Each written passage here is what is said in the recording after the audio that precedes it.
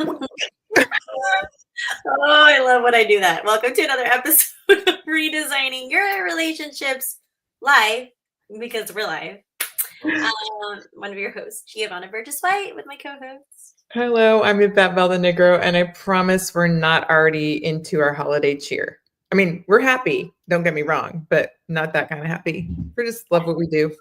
Yeah. We are back with part 2. We are doing a whole series on gratitude with self. If you missed last week, please go back because it is important. And, we're here every single month with a topic. And why not the topic of gratitude during the month of Thanksgiving? So, if But anything, caveat to that, not the way everybody thinks. It's not all the ooey gooey. Like, yes, we need to be focused in on all the things that we're thankful for, but we're kind of hitting it from a different angle because, as you notice in the title, it says you're stinkin' thinking.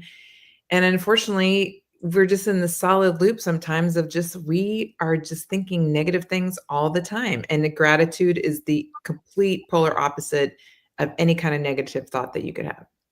yes. So today we're going to hit on a couple more things. Like I said, part 1, if you missed it last week, no worries, go back. Talk about the traditional definition of what is gratitude, some key aspects, some potential benefits. But today we're going to talk about 10 struggles, 10 changes, and how to be practical.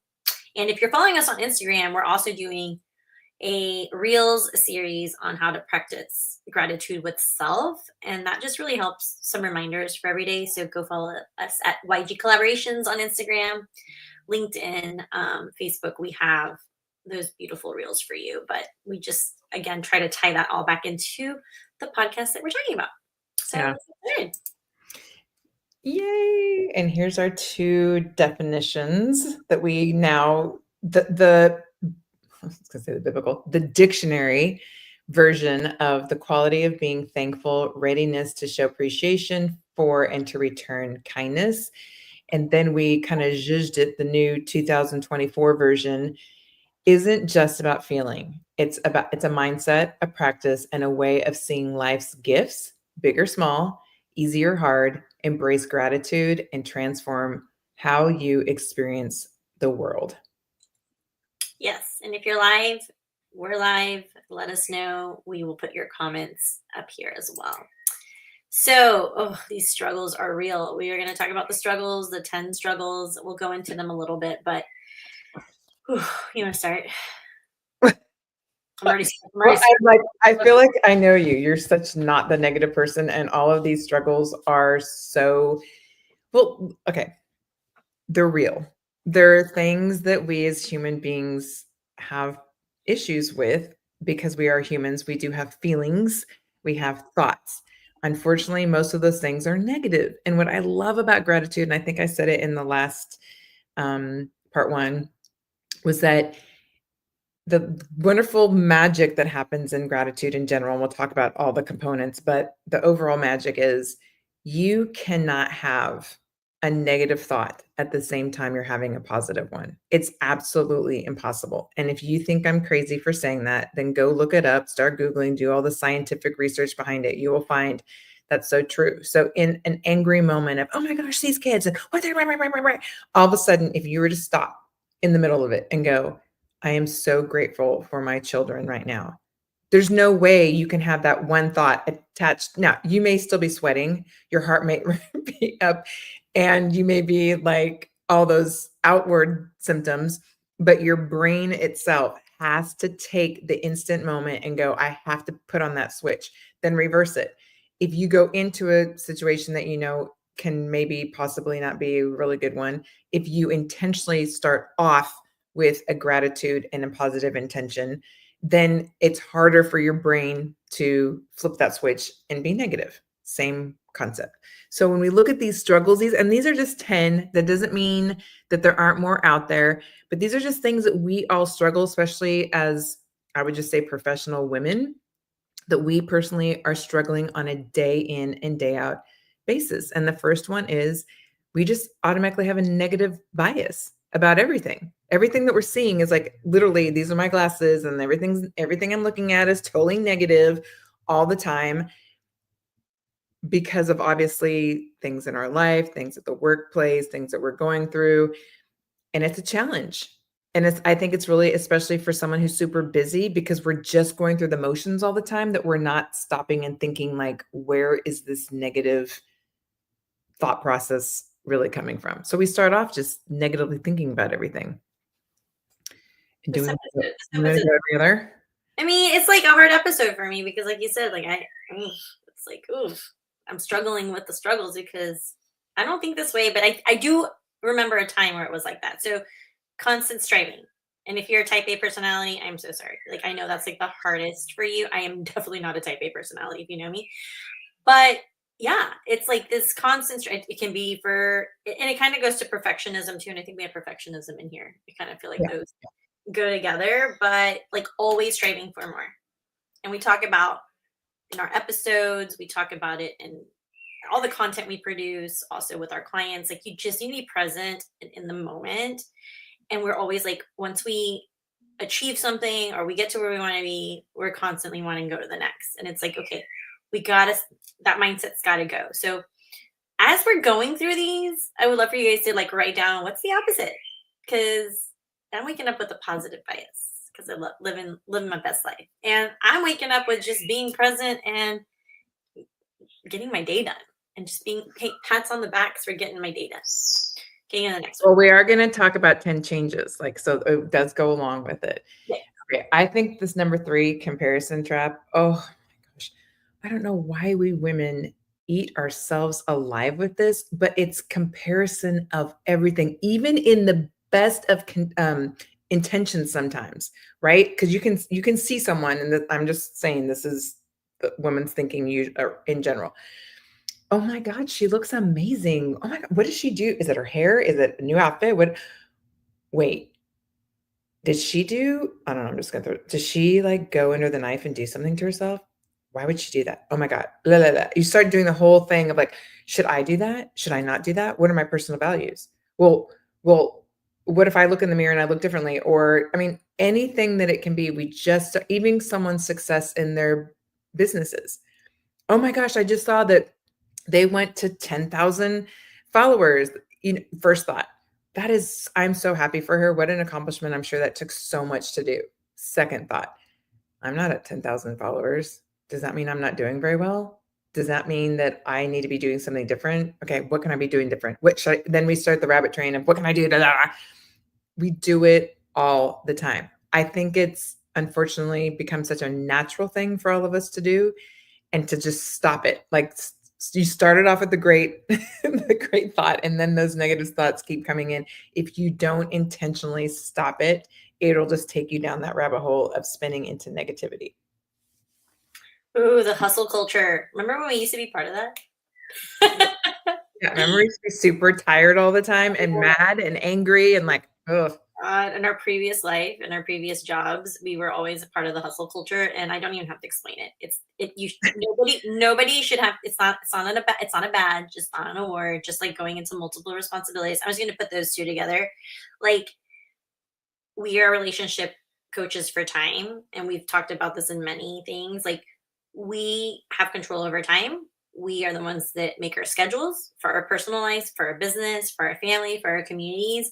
And if you get anything from this from this episode, is you are in control of how much you put on that calendar, how much you put on your plate. And what was the saying that everybody always says? You can sleep when you're dead. I'm trying to live a longer life. So I am getting my 8 to 9 to sometimes 10 hours of sleep now. It's a non-negotiable.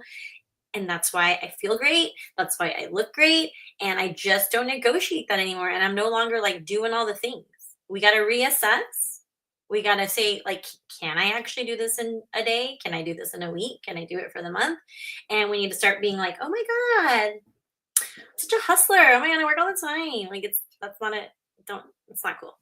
But those days are over. So, well, and it's sad. We could do a whole episode on this, yeah. but busyness does not mean you're actually doing something meaningful, or that's actually working towards your personal growth or goal of whatever you're working on.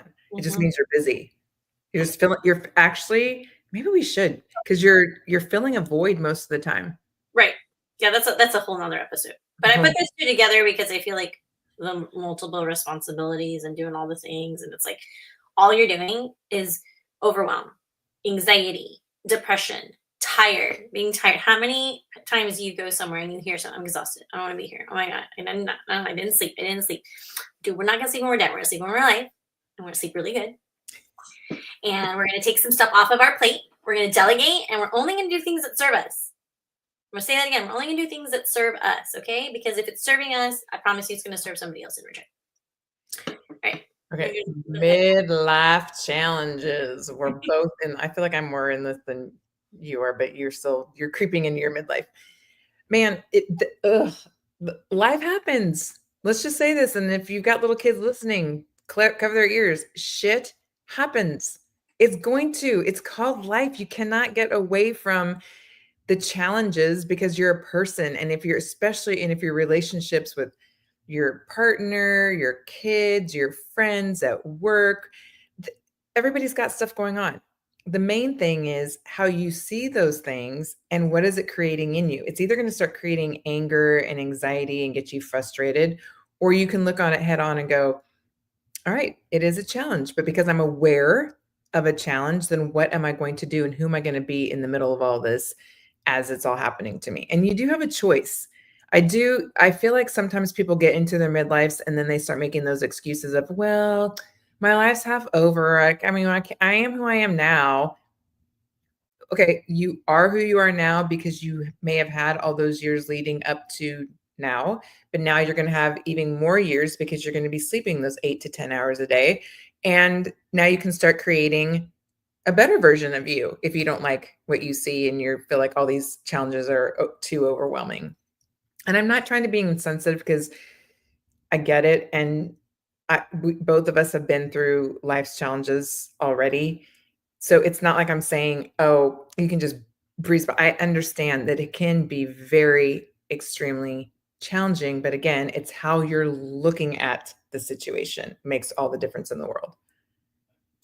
Yeah, this one's good. Lack of practice. We should have started with that one. Like practicing gratitude does not come easy to people. It's such a struggle, like men and women. I've had this conversation with men too. It's like, what do you mean? And it's like just learning how to practice gratitude and what does gratitude mean to you, because it can mean so many different things. So just again, if anything, waking up in the morning, going to bed for with I am grateful for something, and that again towards yourself. And I think we are grateful for all the other relationships, all the other people, all the other things in our life, but how can you practice self gratitude? Yeah.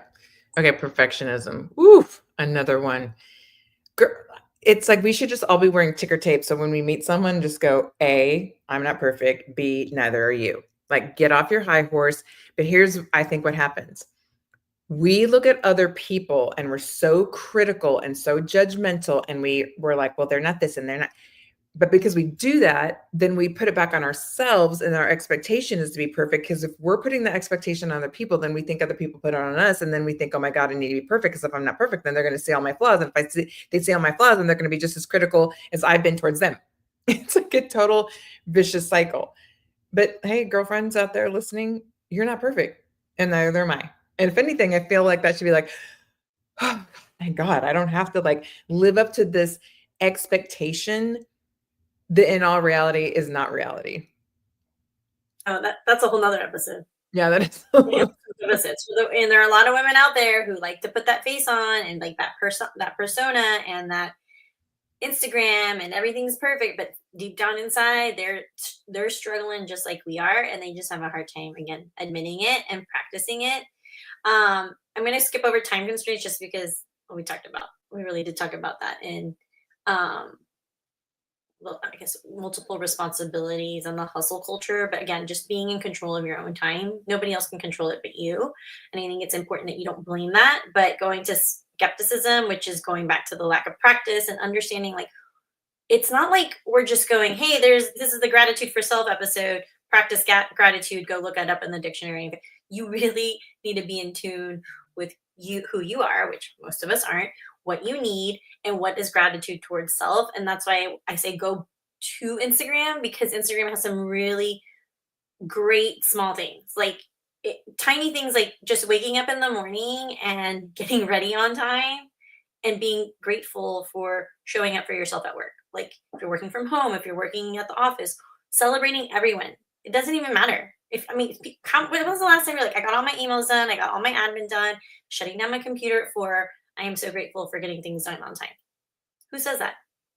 Well, I do now, but those are typical. Like we don't celebrate that, and we're not patient with ourselves, and we're not graceful for to ourselves.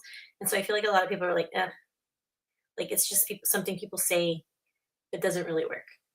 I promise you it Which is a great lead in, Geo, to how can being more grateful and having an attitude of gratitude, how does that change? Like, what does it really bring? Okay, first and foremost, the first thing we talked about was if you have that negative bias, it's going to override that because you can't do it. You cannot have a negative thought and a positive thought at the same time. And guess what overrides? The positive thought, because you are intentionally making it be that way. So there is a change. It can happen and it will override those negative biases, but you have to allow it to. And then shifting focus, which is kind of what I talked about earlier. It's like you got to give yourself grace. You got to give yourself the time, and you have to begin to practice what gratitude is. And once you start doing that, even if it's once a week, it's not like we're telling you to wake up every single day.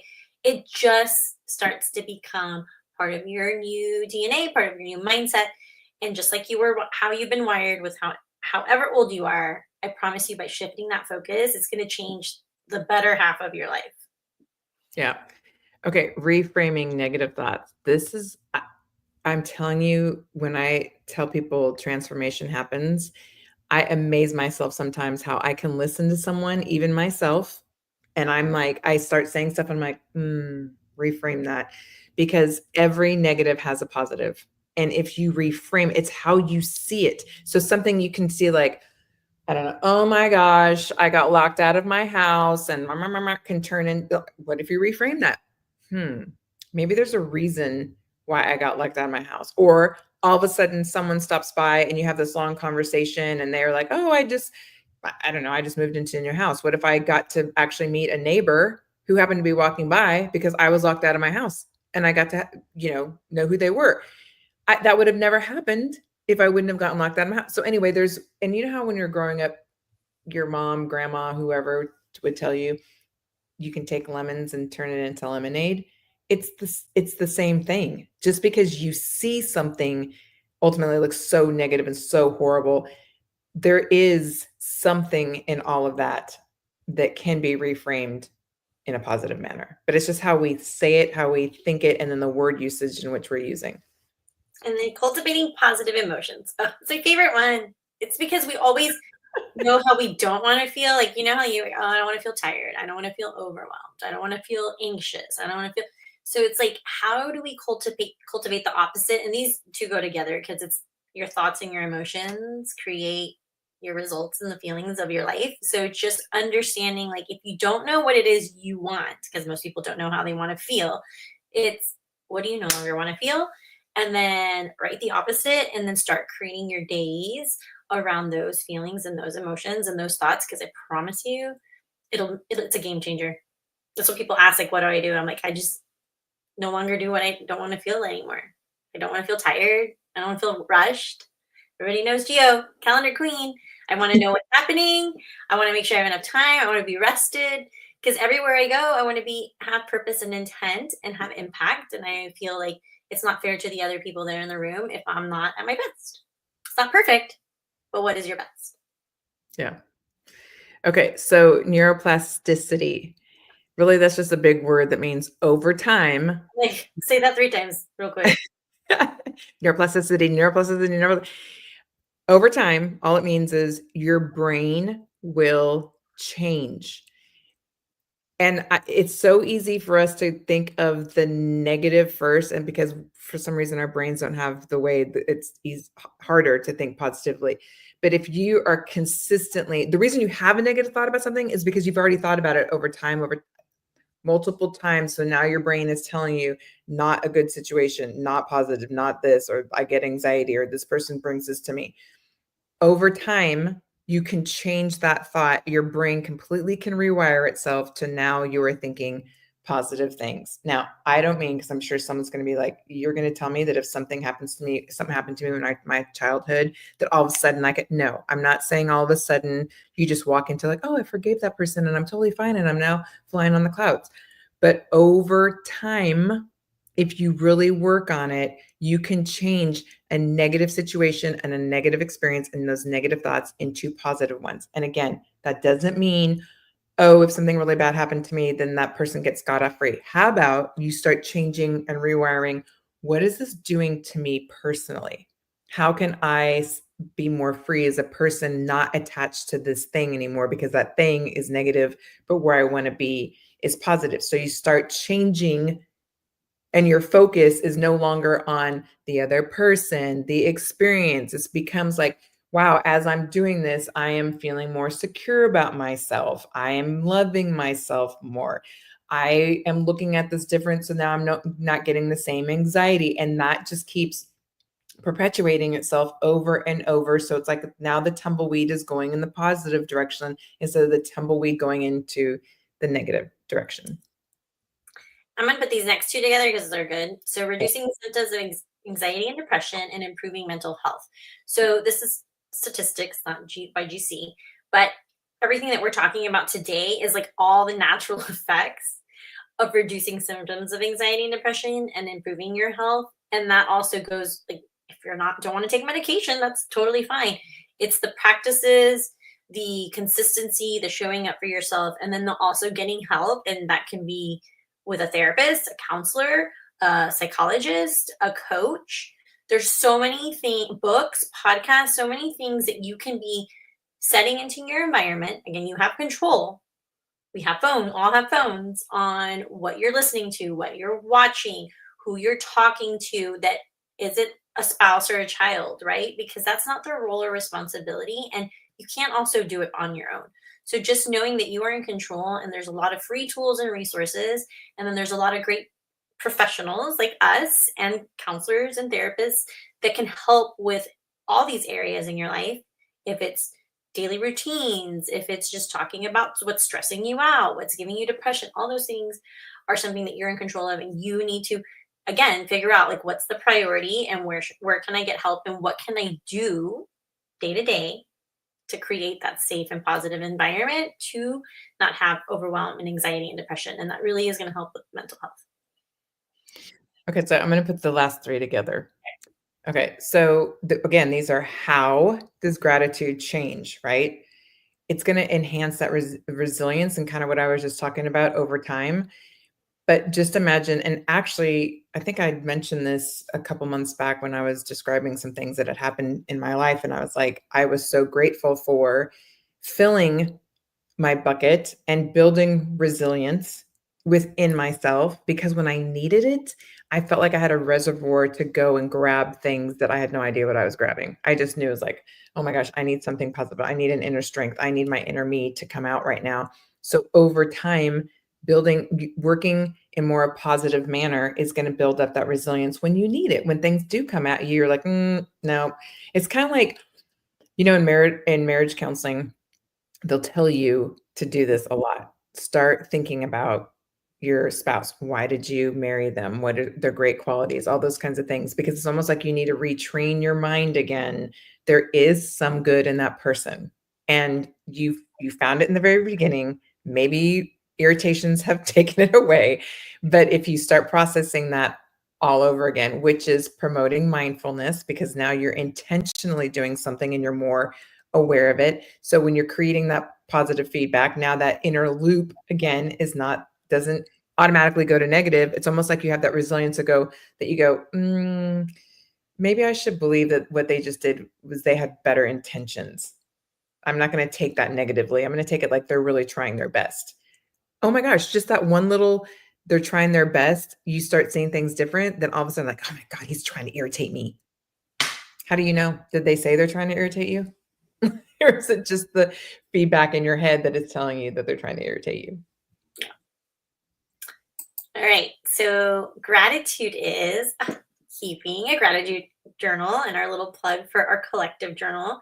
which is amazing. It really helps you really just wake up and go to bed thinking about you and however you want to use it. But that's just a great way to be accountable for yourself. But again, just knowing that even if you begin and end the day with one thing that you're grateful for and it is towards self, it does help. Yeah. Which goes into the next thing, the 3 good things practice. If you wake up every single morning and just start off with what are 3 things I could be grateful for, then you're already intentionally setting your day in the right manner because again, you're thinking of the good things. And it could be like, what do I have to look forward to today? What was I grateful for yesterday? I'm just grateful to be alive. Like just start with that one. Like you're grateful for good health. Just start with things that are easier for us to chew versus I have to be grateful for. No, you don't have to be. Just honestly, that's not really a good attitude anyway. But just starting off with 3 things every single day. Hmm. You can be expressing thanks to others regularly. That's free and it's great because you giving also comes back in return. Yep. And surround yourself with people who reinforce the gratitude. Okay. Nothing is hard. It's like, think of it this way. If someone has an alcoholism problem and they're really struggling, people do not tell them, go get a job at Specs You know. or, hey, go hang out at the bar afterwards and meet new friends. That is not the recommendation. It is literally remove yourself from an environment that you're struggling in. Obviously, it's to get stronger and over time, then maybe you're that person who can be in those environments. But if you're in a negative environment or you're surrounded with people, and this happens a lot at work because you're hearing other people's gripe 24/7 about the same thing over, then just be like, you know what, this isn't doing anything for me, and just remove yourself from it. Yeah. And then always reframe challenges by asking what can I learn from this or situations that you're in. And just I can tell you a story. It's about this past weekend about our Airbnb and everybody was like, oh man, and I'm like, it's gonna be fine. We're just gonna we can take a shower with bottled water. It will be fine. It's totally fine. It was so much fun. We all had fun. And then they fixed it, right? So it's like, we're still going to take showers. We're still going to wash our hair. I'm like, we're going to be like pioneer women in the Airbnb. And everything got fixed, and day 2 and 3 were great. But it's like things happen, and you can go down the rabbit hole, or you can be like, oh, what can I learn from this? What can I do? I'm a problem solver. I always told people that. It's one of my, I guess, my biggest areas, a specialty is solving problems. But I also always think of the bright side of things. I go, what if we didn't have bottled water? Then we couldn't have taken showers, but we had bottled water and enough for everybody. So just think that everything that happens, every challenge that comes your way, you can definitely grow from that and ask yourself the question, what can I learn from this? And a little quote, empowered by gratitude, we see every experience as a building block in our journey to become our best selves. So again, that is a mindset, that is mindfulness, that is intentional, and looking at it like this is helping me build my journey. It's not trying to attack me. It's not trying to bring me down. Yeah, it seems like hell sometimes, the things that we think, why is this happening? But again, the reframing in there is, okay, let me just stop and settle down. Can I look at this differently? Can I receive it differently? And can I reframe this in a manner that is better? Well, we hope that you like this mini series. We will be back this month. We may not be live. We're going to throw that out there. We may be doing some reruns of some favorites. We are also going to be on other people's podcasts, so we'll be airing that here. So we really just wanted to bring you gratitude mini series part 1 and 2. So if you're joining us now, welcome back, but go back and watch it. The replays are always available on Facebook, LinkedIn, Instagram, YouTube, and we're exclusively on Spotify. So if you missed it, just go back. This is episode 128. You can listen to us there.